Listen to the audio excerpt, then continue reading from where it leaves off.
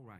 Let me share with you something that the Lord has led me to put together, an open letter to Pastor Robert Jeffress.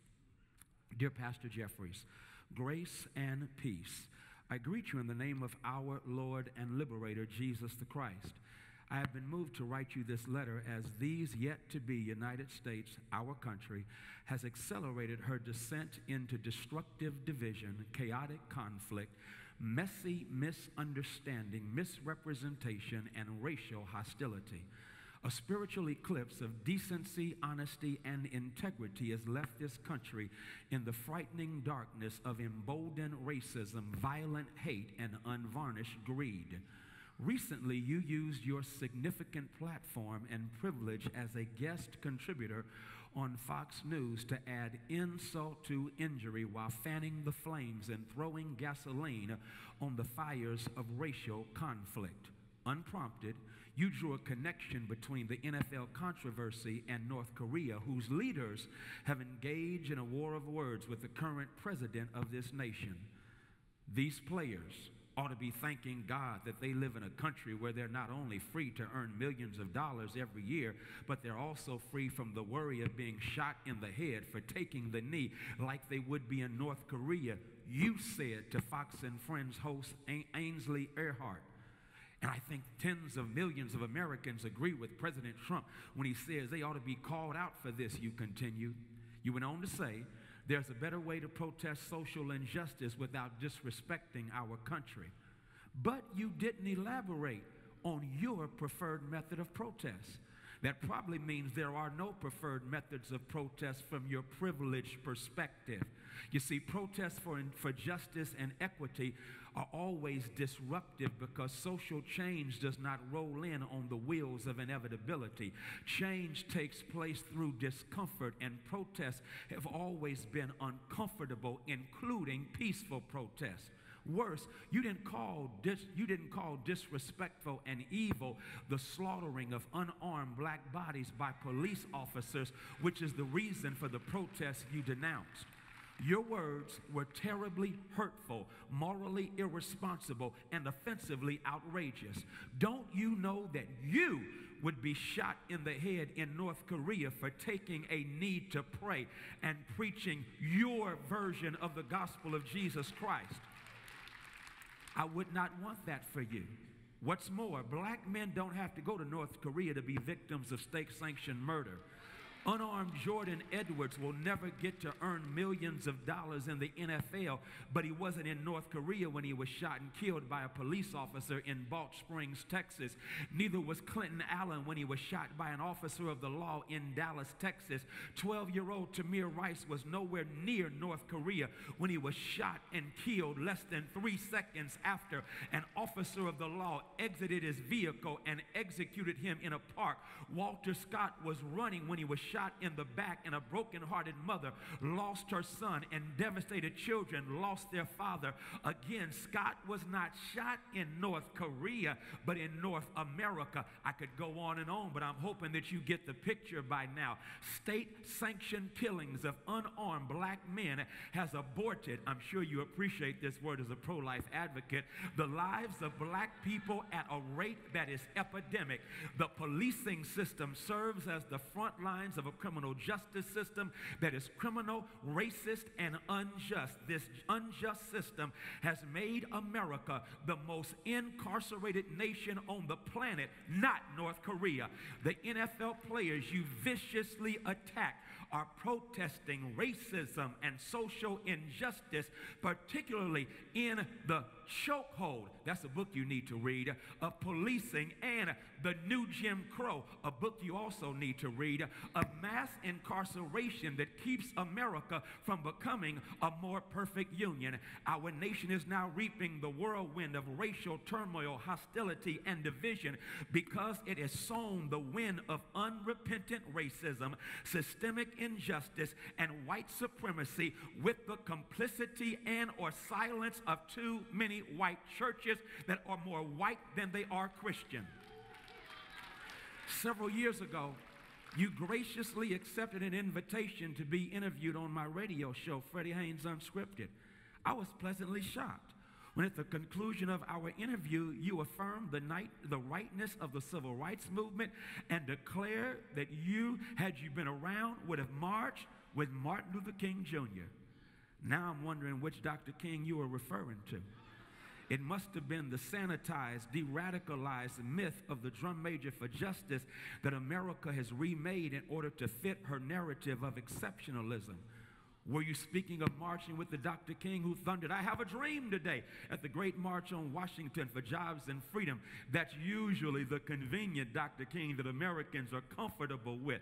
I would remind you that before he eloquently articulated his dream, he narrated our nightmare. Do you recall this section of the prophetic, poetic proclamation?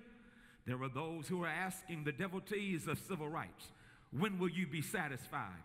We can never be satisfied as long as the Negro is the victim of the unspeakable horrors of police brutality. If you would have marched with Dr. King, you should be standing with our courageous athletes against the unspeakable horrors of police brutality.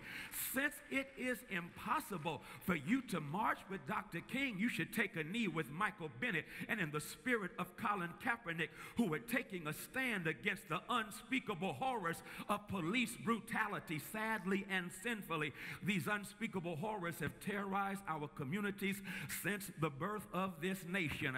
The slave patrols, black codes, and convict leasing system are evidence that black people have not been served and protected, but have been hunted and terrorized by those who serve and protect you.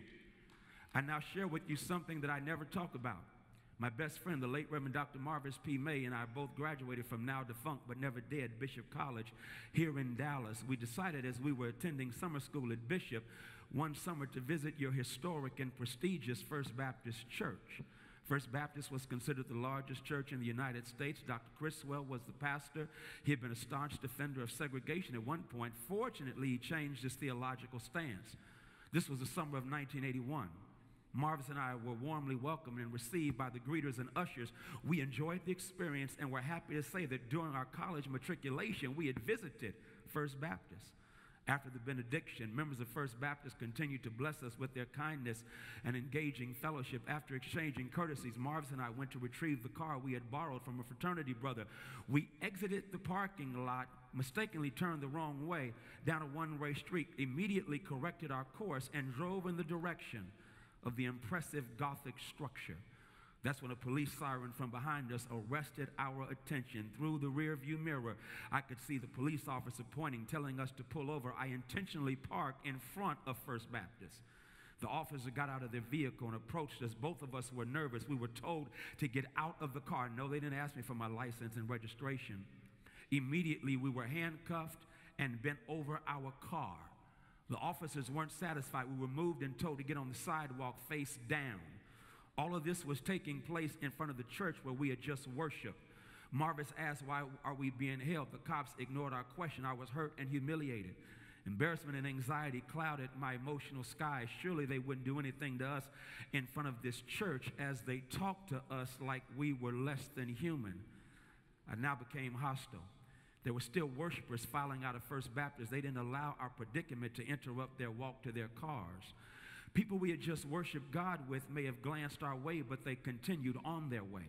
Marvis and I were both dressed in suits, but respectability didn't stop the police from making us eat the sidewalk or cause our fellow worshipers at First Baptist to stop and intervene in the sweltering sun of a Dallas July summer afternoon. Like the priest and Levite in the parable of the Good Samaritan, they passed by on the other side. I wonder what conclusions they must have reached by those we had worshiped with and had warmly received us as they passed by on the other side. What did they see when they saw us dressed in suits, fresh from worshiping in their sanctuary, but handcuffed with our faces to the hot sidewalk? Did they see our humanity stamped with the image of God? What do you see? As Terrence Crutcher is killed by an officer even though his hands are up. What do you see when Tamir Rice is shot in less than 3 seconds after a cop arrives on the scene in Cleveland, Ohio? As angry as I was at the cops for humiliating us and stopping us because we looked like we were up to no good, that's what he said, I was most angry at those I had just worshiped with who passed by on the other side. Thankfully, a gentleman emerged from the worship facility of First Baptist and decided to ask what was wrong. He proceeded to tell the police officers that we had just worshiped with them. The officers were shocked. They asked, "Are you sure it was these people?" The man firmly said, "Yes." The officers, attempting to justify what they did, responded, "Well, maybe they just looked like someone we were looking for."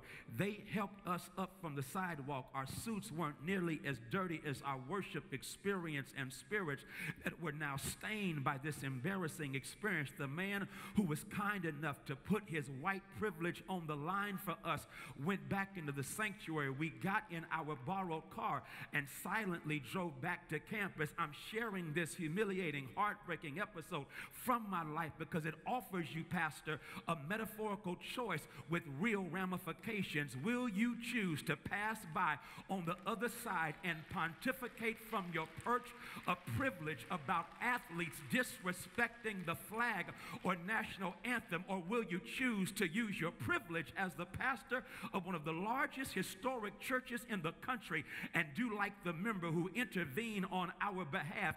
He didn't rush to judgment about us because he knows that Jesus said, "Judge not and you won't get judged." Jesus wouldn't have said they should be lucky as millionaires that they're not in North Korea where they'd get shot in the head. No, he used his privilege of whiteness to empathetically enter into our predicament, and our predicament was transformed. If you would do as the anonymous member did, we would begin to transform a justice and policing system that is destroying black lives, breaking up families, and hurting communities. Will you make that pro-life move?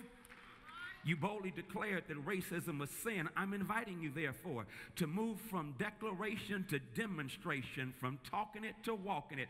You and I, let's invite together Colin Kaepernick and Michael Bennett to Dallas, Texas, not to talk to them, but to listen to them.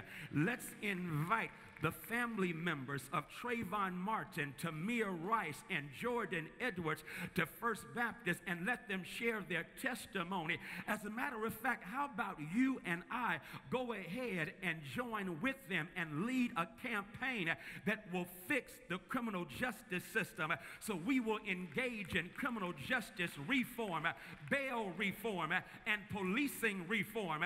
Let's do that. Since you said racism is a sin, I now quote what we said back in hip-hop days of past, and that is, you said if you were with Dr. King, you would have marched with him. Dr. King ain't here, but me, Colin Kaepernick, and Michael Bennett are here. So won't you stand with us? Because right now, it's no more time to talk about it. It's time to be about it. Sincerely, peace and power, Frederick Douglass Haynes III.